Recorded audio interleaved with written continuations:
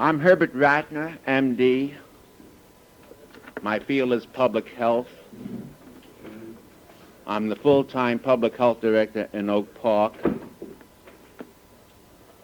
My constituents are human beings, old and young, black and white, crippled, uncrippled, neurotic, normal, born and unborn. As a physician, I find these times very distressing.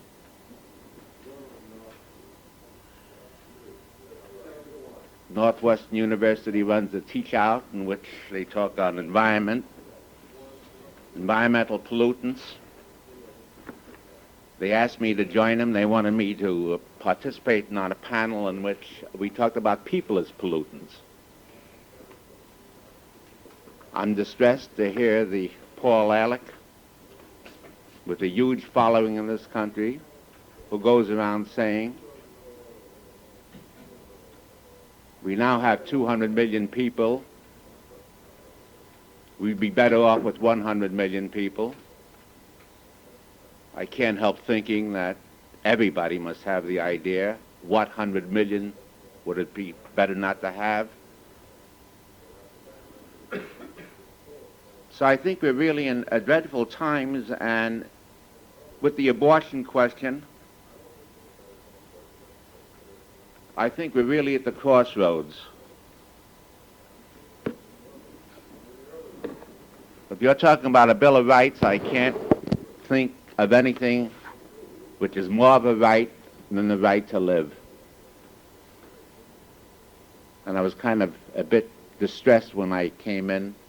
Somebody told me, you've already had about 4 or 5 proponents talking in favor of abortion, and it's through the accident of 2 of your members that apparently I was asked to come down, and even then I was going to be bracketed with somebody else tonight. I don't know how much time you're going to give this important topic. Well, you take good time, Dr. to talk. Yes. We have several others after you, but you're medical. It's just a dreadful problem. I don't have much confidence in the medical profession today.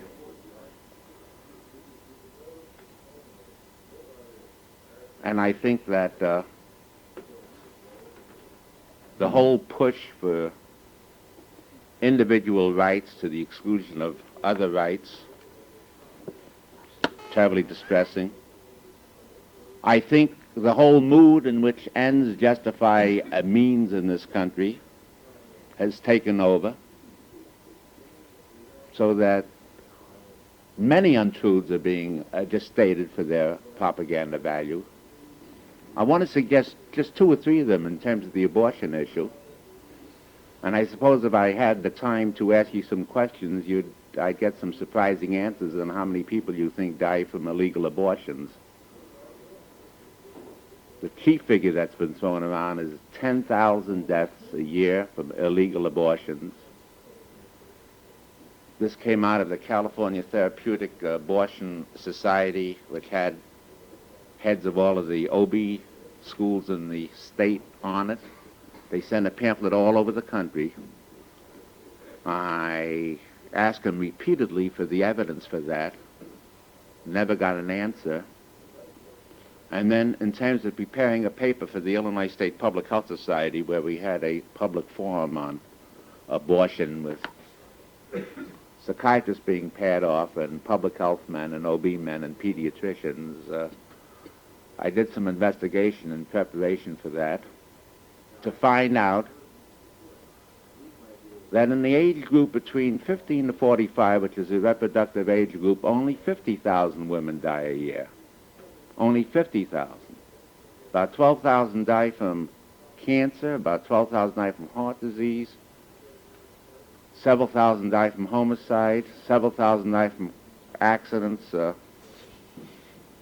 close to 1,000 die from TB, close to 1,000 die from cirrhosis of the liver, which is tied up with alcohol. One can go on, but you can see how fantastic this 10,000 figure is. Because this would mean that 1 out of 5 women who die between the ages and the reproductive years are dying from abortion, so all of us would know somebody, and this isn't the case. The exact figure is a bit difficult to determine, but the official figures of the government is something like about 240 of deaths from both illegal and legal abortions. Dr. Christopher Tizzi, who's very much in favor of abortion reform, but he's a very competent statistician and can be trusted in terms of data, doubts very much whether there are more than 500 women dying from abortions of every kind per year. That's for the whole country. That's for the whole United States. And this only matches the deaths that take place in the United States from the birth control pill. Well, a lot of these figures are rampant.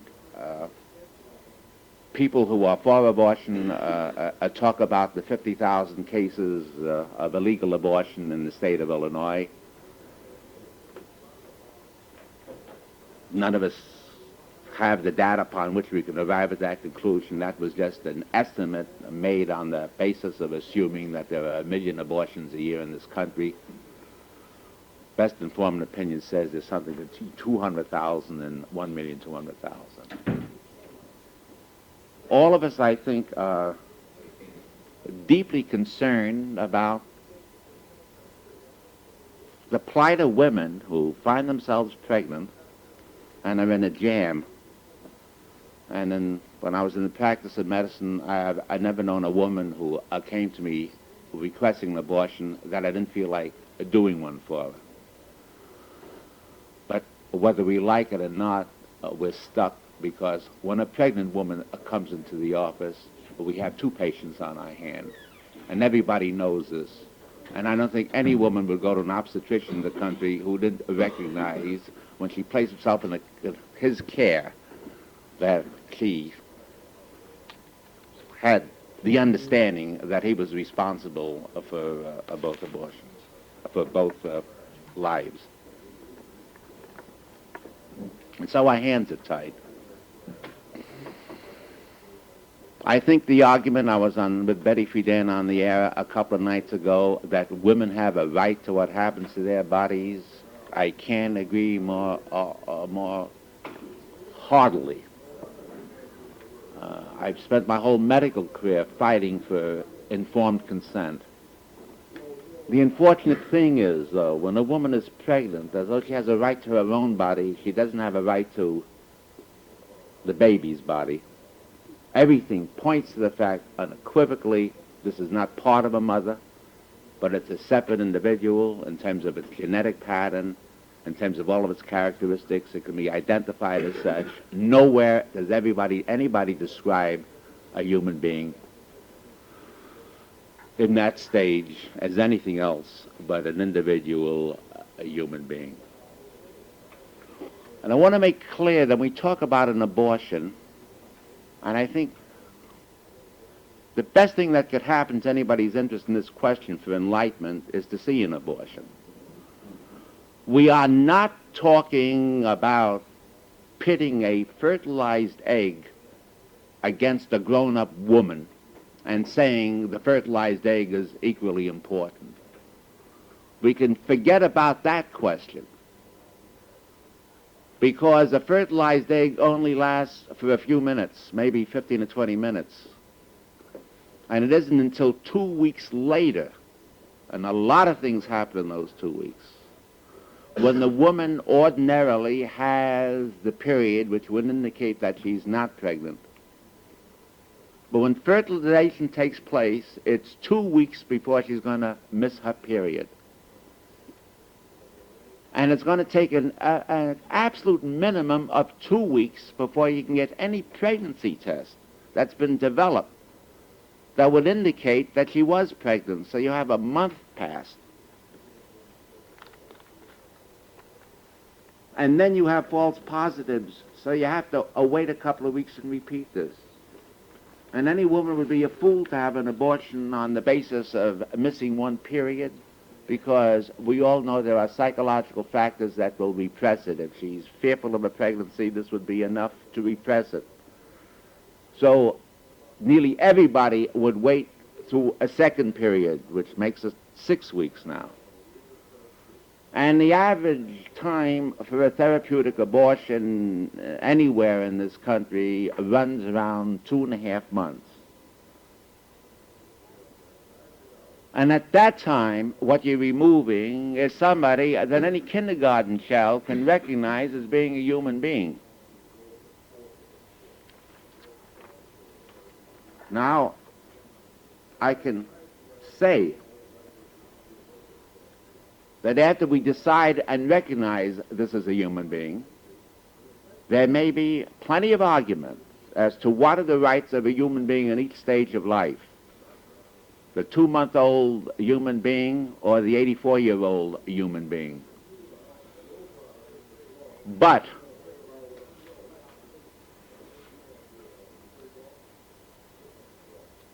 we are just living in an irrational world if we keep talking as if we're dealing with a blob or a mass of protoplasm or something inhuman. And I think we have to go back a ways to see in part why we are in part confused, and why even legally our legal traditions, our common law traditions keep us a bit confused. Civil and canon law has always based its legal decisions on the best science of the times.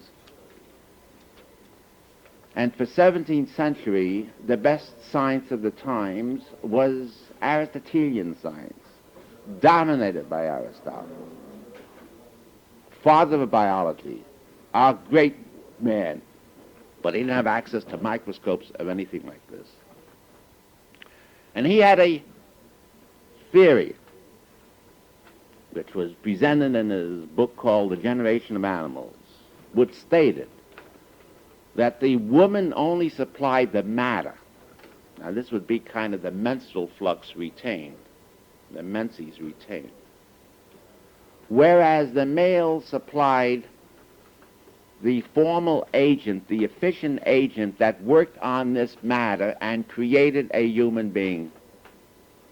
Which meant, if you can visualize, and this is one of the metaphors they use, if you can visualize this, that if it's a woodcutter, would be equivalent to the semen, and the wood he was working with would be equivalent to the matter, and it would take some time before a Pinocchio would emerge, so you can recognize it as Pinocchio.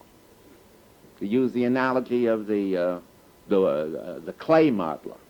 You start from a mass. There's obviously no human being there. The sufficient agent works on it. Follow? Therefore, we had as established embryology for 17 centuries that the human being came into existence as recognized by its form or figure, something like, in Aristotelian terms, something like 40 days or more. Or else it was recognized as a human being at the time of animation, when quickening took place.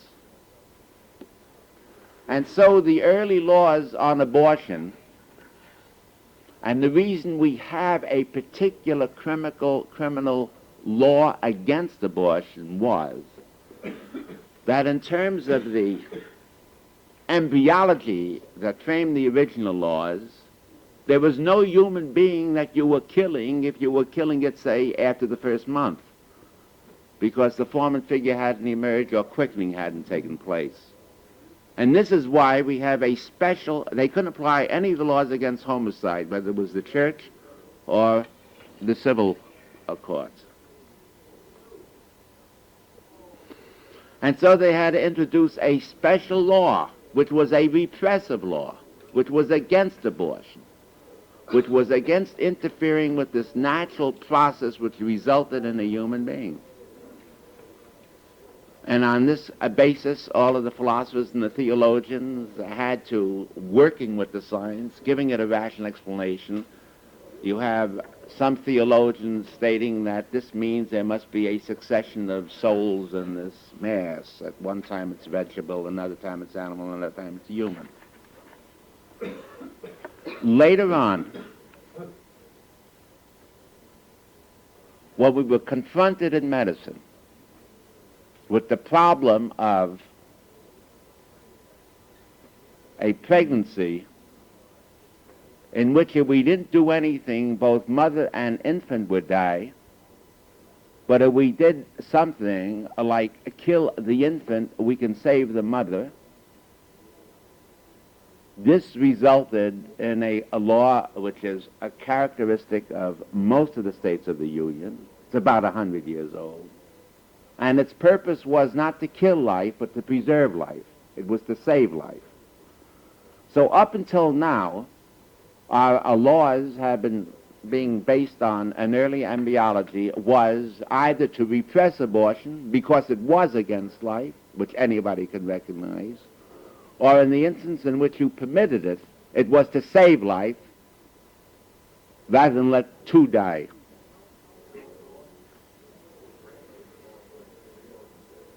Now, we all recognize we're dealing with a complex situation here. Nobody is happy about a woman having to have illegal abortions. But the alternatives are worse, and I'll get to that. My original text for this evening was, in developing this, was a law known as Buckley's Law, some educator. For every human problem that is complex, difficult, and many-faceted, there is a solution that is simple, easy, and false. And what we must face up to is that this problem of abortion, as we've known it through the ages, as we know it today, is insoluble. There is no solution that can make anybody happy, because none of us are interested in promoting an act which kills a human being. On the other hand, none of us like the notion of a woman being exposed to criminal or illegal abortions. There's no in between. In terms of the women's liberation movement,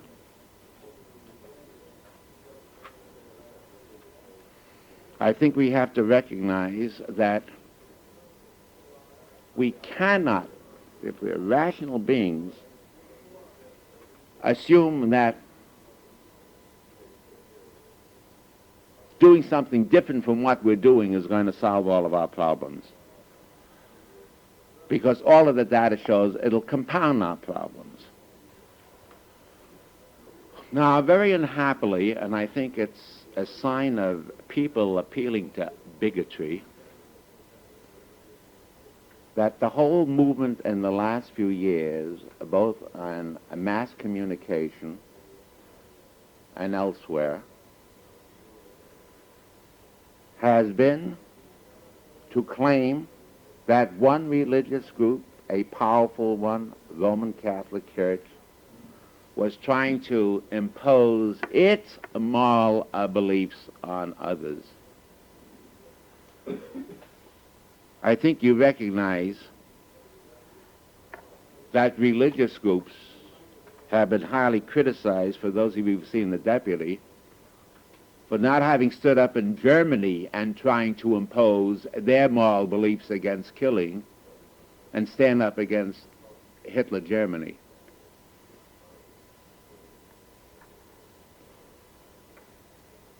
So I think we have to recognize, for one thing, that we want all groups to speak up against the killing of human beings. And this is just not a matter of imposing moral rights, individual moral rights. This belongs to the common morality of mankind. But the fact of the matter is that the Catholics don't own this fight against abortion. And long before Christianity came into an existence, we have a Hippocratic oath, which most of the medical schools still give today. And that oath of Hippocrates, which is a great oath, which is ordered to the preservation of life, specifically forbids either euthanasia and abortion. Because the ends of medicine is not to exterminate, but to cure and to promote health. And this took place 4 centuries before Christ came on earth, because it would go completely against the nature of our profession to get to end a new end in medicine, namely exterminative medicine, or to, in one of the provisions where you have a defective child, to give the physician and a woman the authority to decide what human being is fit to live or fit to die, which is what's involved in the 3rd indication for abortion of the American Law Institute Model Code. I don't think any of you would want this kind of decision to get into the hands of physicians or to any human being. And at this point, it seems to me that if you're dealing with the Bill of Rights, you just have to hold firmly to protecting human beings at all levels, because you don't know how fast the world is moving in this regards. Medicare is getting so expensive that doctors are already talking about getting rid of people at the other end. And you know, several years ago, one of the hospitals in England had a little sign out for the cardiac resuscitation team not to bother certain categories of people, not to bother resuscitating certain categories of people over the age of 65 because they had enough to do. Now, this Hippocratic Oath was reiterated in a new form following the Nuremberg trials. I teach in a medical school, and I am shocked to realize that the students in medical school today were born after Hitler Germany. And Hitler Germany to them is like the Dark Ages or like the Spanish-American War was to me. But following the Nuremberg trials, the World Health Organization in 1948 restated the Hippocratic Oath in modern times. And they urge upon the medical profession in taking this oath that they should have, to use their exact words, the utmost respect for human life from the time of conception. And this has created quite an issue in England, where the Parliament passed a law opening up abortion widely. The medical profession are on a record an allegiance to the Geneva version of the World Health Organization Hippocratic Oath, so that from the point of view of the medical profession, what was illegal, they still considered immoral or unethical. I don't have any hopes whatsoever that the medical profession, as it is constituted today, with the loss of many traditions, that they are capable of doing much more than giving consumers what they want. Let me say a few things about the woman, the physician, the society at large, and I will say this briefly.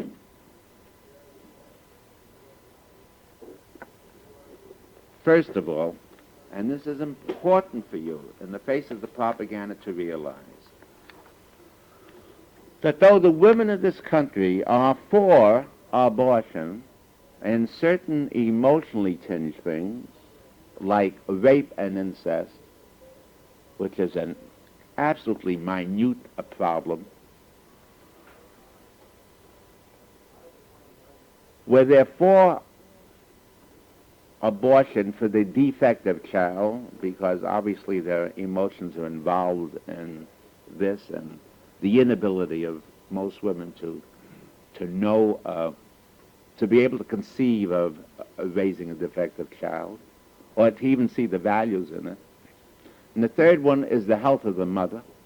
physical or mental, in which the woman is fully conscious of obligations to the rest of the family. For these, the women of this country are for. But when it comes to abortion on demand, let me give you some examples. If the family has a very low income and cannot afford any more children and wants an abortion, they're against this. 79% of them are against this. If the woman is not married and does not want to marry the man and wants an abortion, the women of this country are against it. 82% are against abortion for that reason. If a woman is married and wants no more children, 85% of the women of this country are against abortion. I have here 4 polls that have been taken on this question. The one I just quoted is by Alice Rossi, Pete Rossi's wife. She published this in Transaction in 1966. She is on Betty Friedan's executive board, National Organization for Women. She's for abortion, and she represents women's thinking, so this is an unbiased report. I don't want to read the other 4, but one of them is as late as August 1969.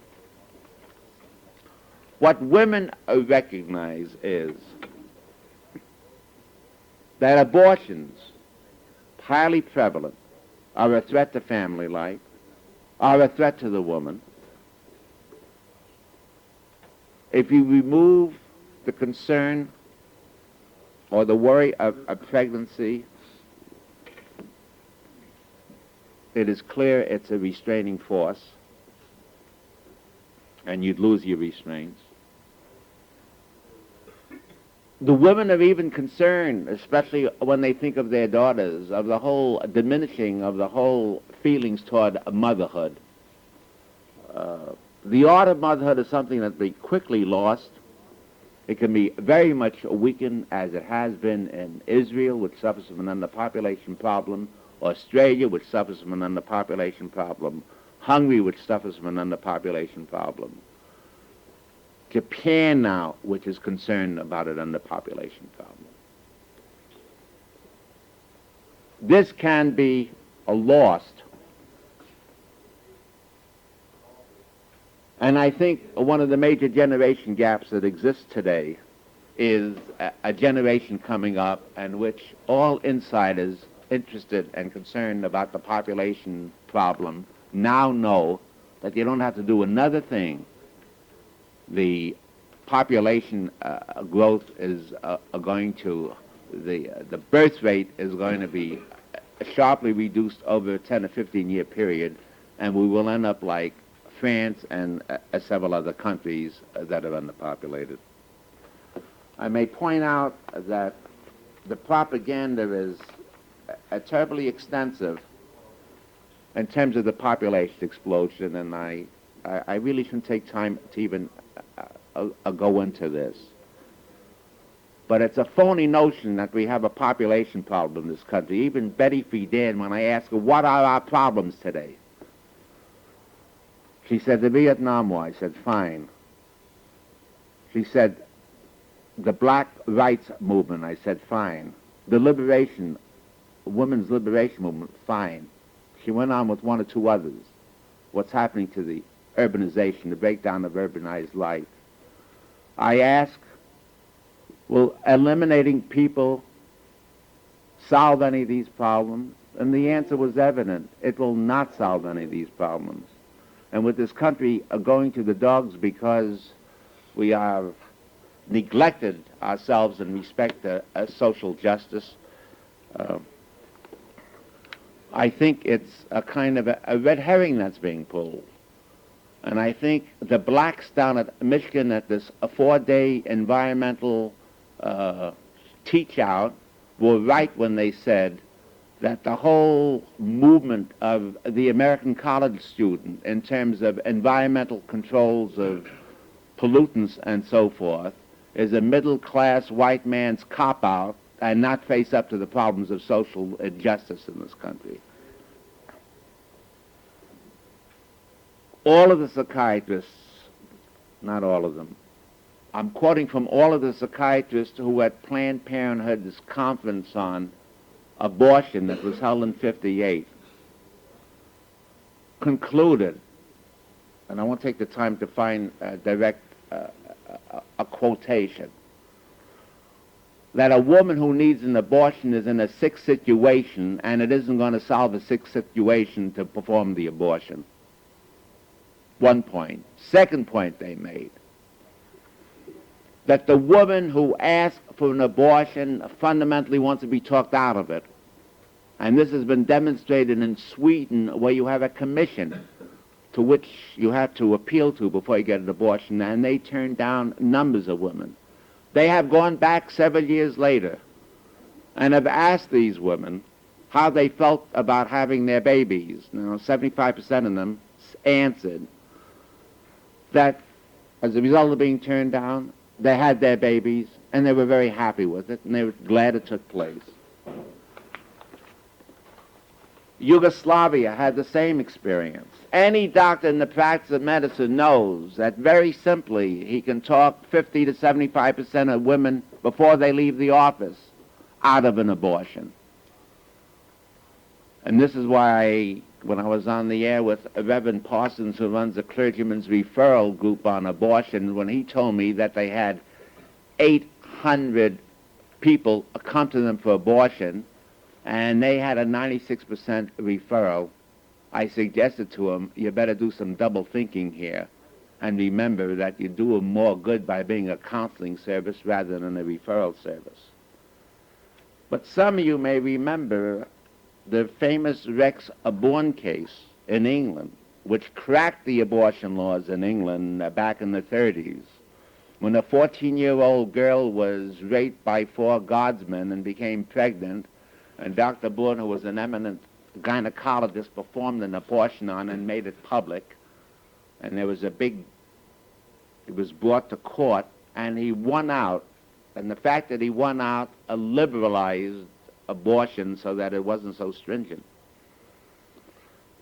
And yet, in the recent fight which resulted in the relaxation of abortion laws in England, so you have abortion on demand, and if any of you are following the papers, you know what a jam that country is in, Dr. Bourne lined up with a whole committee. They organized a committee for the Society for the Protection of Unborn Children.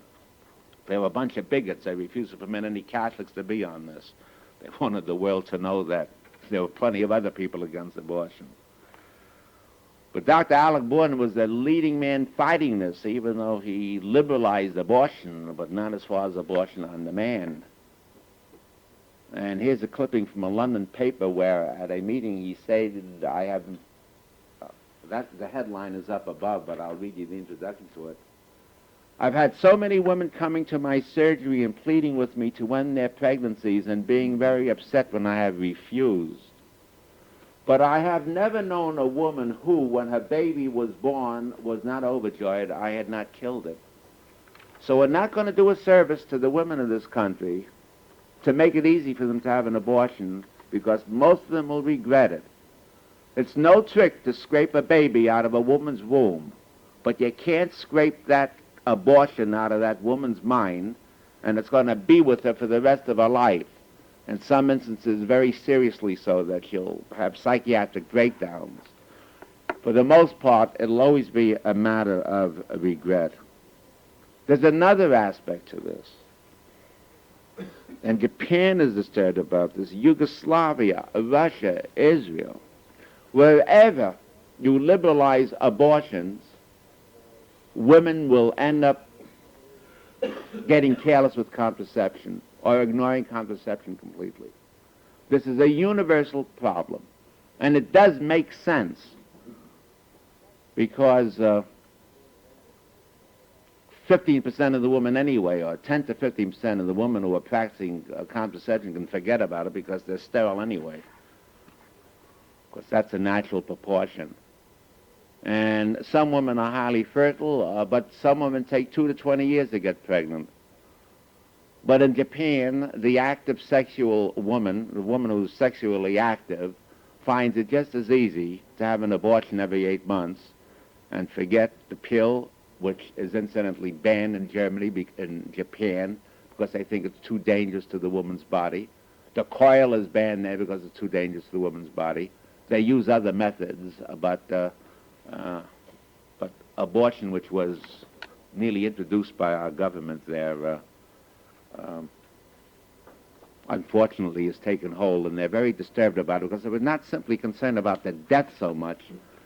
That's bad enough, but it's what it does in terms of morbidity, both mental and physical, that produces a drag upon the poor woman's life. Many doctors aren't sympathetic to the woman with a nagging backache, which can ruin a relationship with the husband, ruin a relationship with the children. This is not a safe operation. No operations are safe. It's not safe to step into a hospital. You're up against... That's my slogan at the health department: keep out of hospitals. Don't think just because you have hospital insurance you take advantage of it, because you go in there and you relate to 22 people working in that place, none of whom are infallible. They're all fallible human beings, and they can turn on the wrong tank. 1 out of 6 orders that nurses hand out are an error, and it's pretty hard to straighten out those things.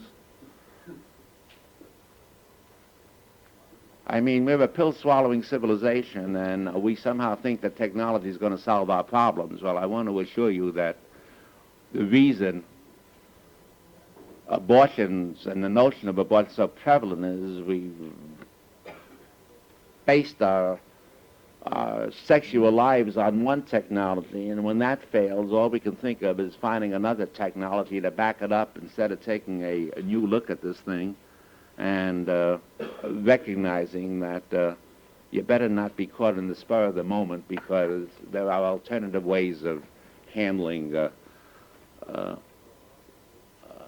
pregnancy. Now, I told you about the physician. Whether he likes it or not, he has 2 patients on his hand.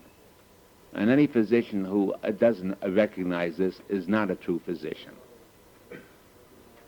I think you have to recognize that in the hospital situation, you can't have one team of operating staff, nurses and so forth, going in, killing off a fetus, and then in the next moment go to another operating room where they expect it to knock themselves out, saving a fetus in utero by giving it an intrauterine transfusion. You can't jump this way. You can't at one moment knock off a life and another moment save a life. Furthermore, as we were warned by Professor McLaren from Birmingham, who believes in abortions but not abortions on demand would solve the illegal abortions up to some extent, but anything less than that will increase illegal abortions. I can't go into that at this moment. But he said, in any hospital in which you're going to do more than 2 or 3 abortions a week, be careful. The nurses won't be able to take it. They're going to quit. We know this experience from the guys working the stockyards, just looking in the soft brown eyes of a cow. They had to hit over the head with a sledgehammer to stun them, but they could only do that for a short while and had to be laid off for several days. And we have reports from 2 different sources that doctors who do, the average doctor who's forced to do 10 or 20 abortions a day ends up with breakdowns. This has come out of Hungary. It's been reported in the World Medical Association. So we have to recognize that there are compassions in ourselves that help us know what we are doing. And for those of you who saw Alfie, you know what it did to Alfie when he saw what he was responsible for. Then on top of that, we have a whole new specialty of fetology now in pediatrics. I'm going to be through very shortly. Fetology, F-E-T-O-L-O-G-I. That's dealing with that. We have a new subspecialty of pediatrics. The men who go in there to save the life of the fetus. And I want to quote an article The Sciences, published by the New York Academy of Sciences, which is a generalized article for the public on fetology. And this is the way they end up. The fetus And let me make one point about the fetus. Unfortunately, it's a Latin word which has all kinds of wrong connotations, like fetid, and it's a bad-sounding word, fetus. What it means is a young offspring. From this point of view, it's no different a term than infant, child, adolescent, oldster. These are all stages of a human being's life, and anybody who's looked into this, and I will add, who is honest, admits this, as the Protestant estheticians admitted this down at the Harvard Divinity School Kennedy Foundation, and I have their statement here. But this ends up by saying, the fetus is now coming of age as a candidate for the best that modern diagnosis and treatment can provide. He may be the littlest patient, but he's by no means the least. And I think you have to recognize that this phrase, the unwanted child, is one of the most misused, diabolic phrases that's ever been introduced. Because frankly, practically no woman wants that child at the time of pregnancy. It's always inconvenient to be pregnant. You particularly have bad thoughts about being pregnant when you go through the early couple of months with nausea and vomiting. And I am associated with La Leche League, which is a group of young mothers who are interested in breastfeeding, and even these girls who are very maternally oriented at times wish they weren't pregnant. There's a figure going around now, which Dr. Guttmacher testified down in the congressional hearing on the pill, which I challenged in the same congressional hearing. The unwanted child at conception. Most of us in this room were unwanted children at conception. The figures show that. We're unplanned and unwanted. Nature has a whole series of means of making a child wanted. One of them is quickening.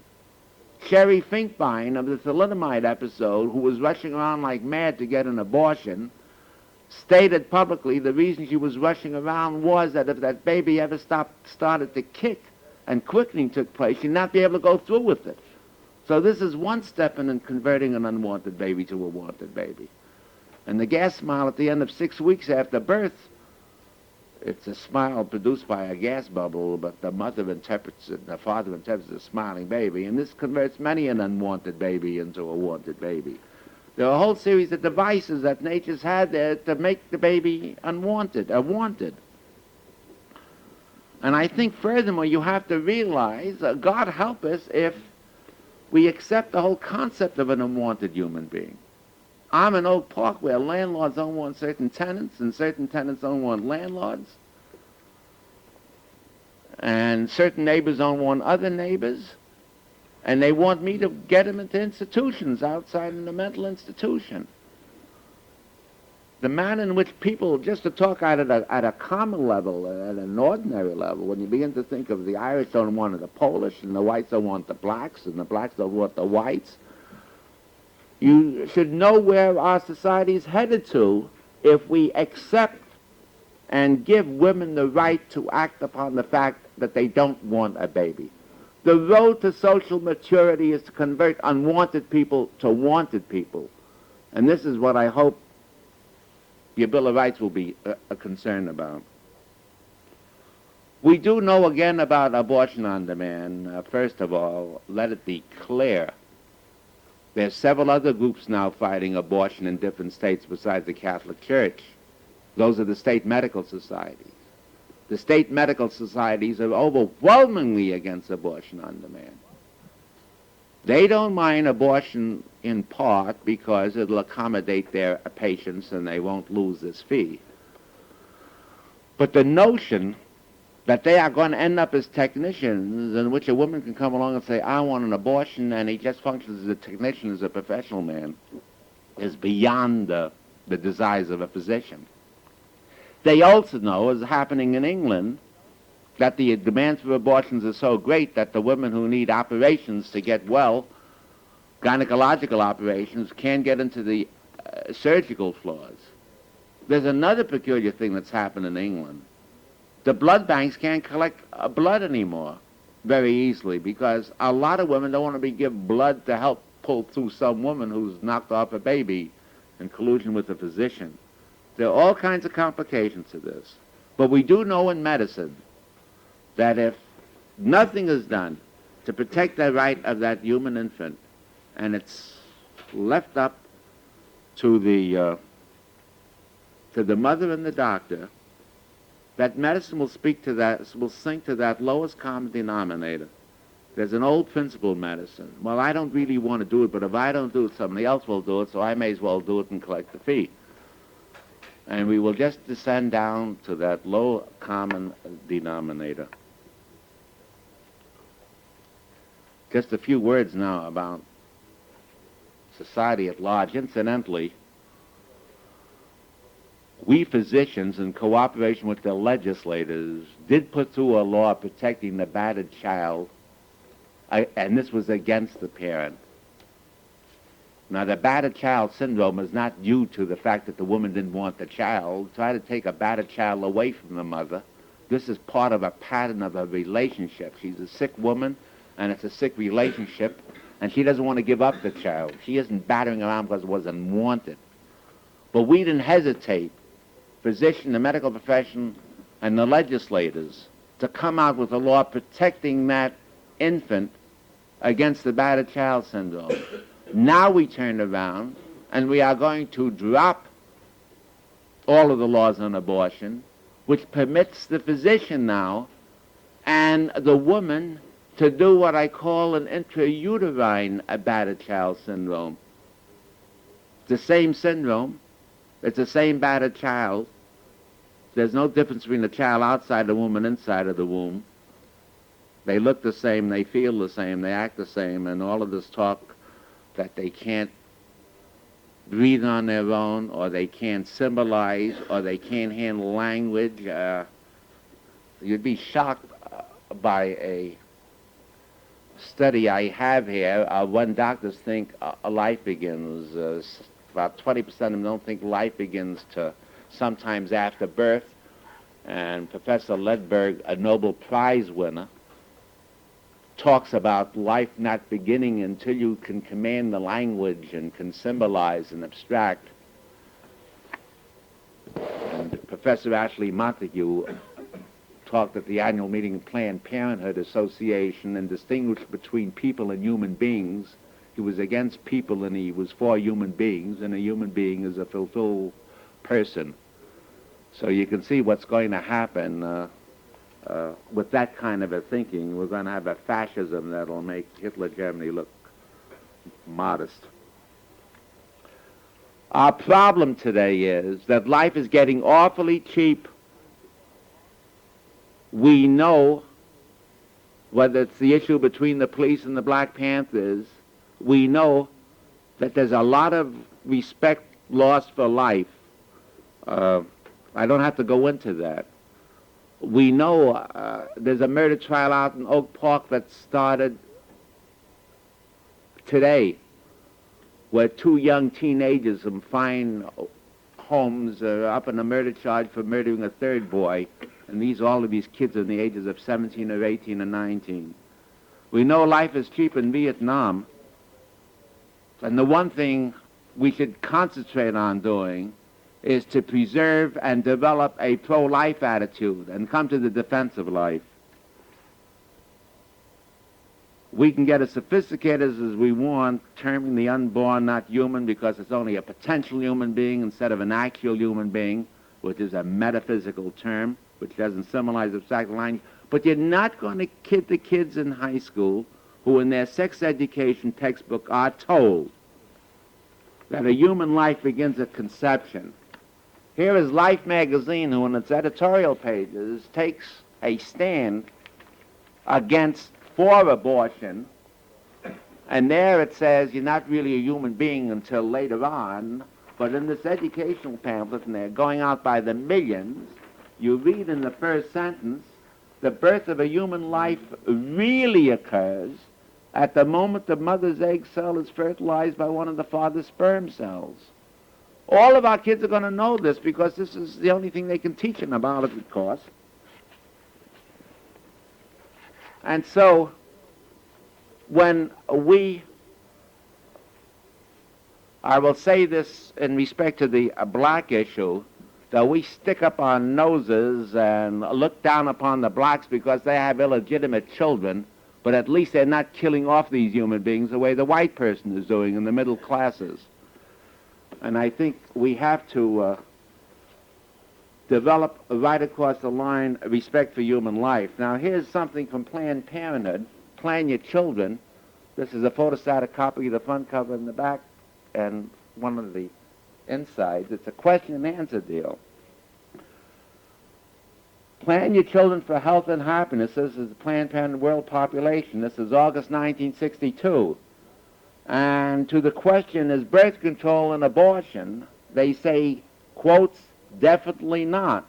An abortion kills the life of a baby after it has begun. It is dangerous to your life and health. It may make you sterile so that when you want a child, you cannot have it. Birth control merely postpones the beginning of life. Now, this has gone out to millions of women, and nothing has happened since this has come out in terms of science to disprove the fact that an abortion kills the life of a baby. Planned Parenthood is saying that. I think I've said enough. Thank you, Doctor. Is that agreeable to the group? Doctor, can we impose upon you to remain around? Yes, I went out of my way to travel here from out of town, out of state, to be here, and I'll be here as long as you want me to. Thank you.